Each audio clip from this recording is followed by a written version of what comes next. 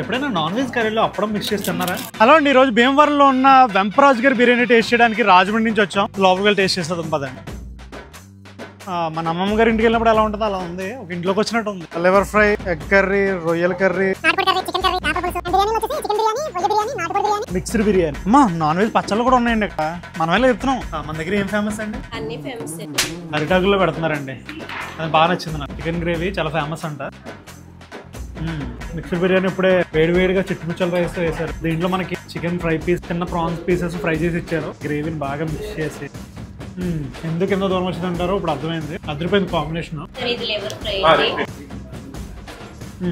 వీళ్ళు ఇచ్చిన గ్రేవీ అని చూసారా, వైట్ రైస్తో అదిరిపోయిందండి. నాటుకోడి కర్రీ, డబుల్ ఎగ్ కర్రీ చెప్పాం.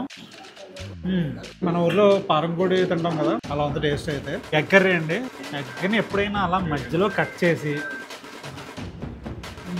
ఇంట్లో కర్రీ తిన్నట్టు ఉంది. ఫిష్ కర్రీ, బెండకాయ. నేను పెరుగు ఫిష్ తిన్నాను.